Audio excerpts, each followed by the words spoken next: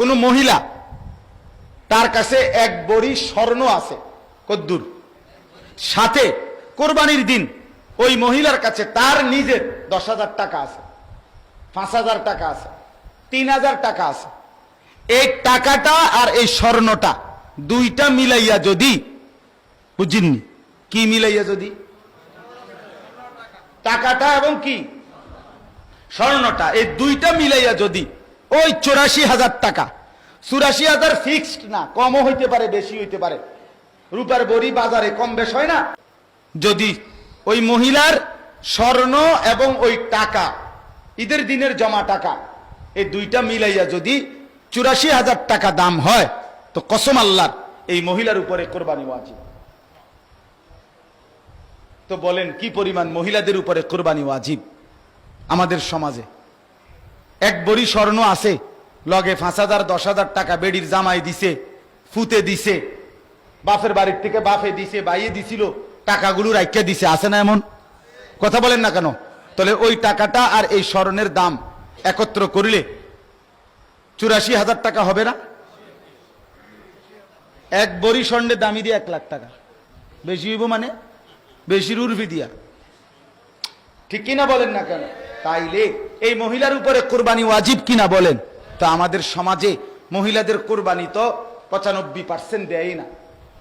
বেডিতে তো এই ব্যাপারে কথা শুনায়ও না, আলাফও নাই। আরে বেডি বুঝদা না, শুধু রুডি, তোমার দায়িত্ব হলো শুধু রুডি বেলন। বেডির কোরবানি হলো হুদার রুডি, না আল্লাহ, আরে বুঝদা না, সব কথা বেশি বেশি নাক গলাইও না। মহিলা যদি জিগায়ও কি জানি কইল লাজন হুজুর আমগো বেডিতে একটা কথা দিব, একটা দমক, বেশি বেন বেটি বুঝদা না তুমি? যদি মহিলা জিজ্ঞাসা করে কাপ বুঝদাম না, আরে আমি তো বুঝছি না, তুমি কি তা বুঝবা?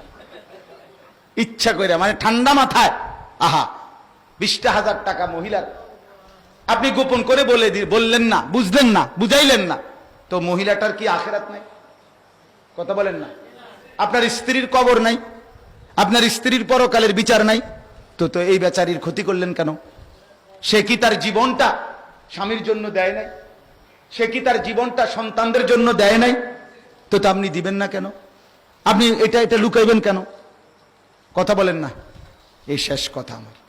এই জন্য বললাম, আরো একদূরে বুঝতেন না, প্রয়োজনে আরো বিস্তারিত বুঝার জন্য আপনাদের স্থানীয় আলেমদের থেকে আরো বুঝেন, আরো বুঝে নেন, কিন্তু খামখেয়ালি করেন না।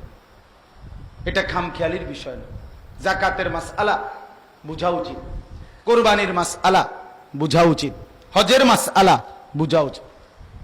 আমি তো আলহামদুলিল্লাহ আমার মসজিদে মাওলানা সাহেব একবারে দাগ নম্বর খতিয়ান নম্বর খুললে BS-CS RS দৌড়ে দৌড়ে বুঝে, মানে এমনি এমনি বইয়া যে একেবারে ব্রিকফিল্ডওয়ালা সভাপতি আমনে হিসাব কন, এবার আমনে কন এমনি বলি, চেষ্টা করছে। আলহামদুলিল্লাহ মুসল্লিরা বুঝছে বিষয়টা যে না, জাকাত দিতে হয়।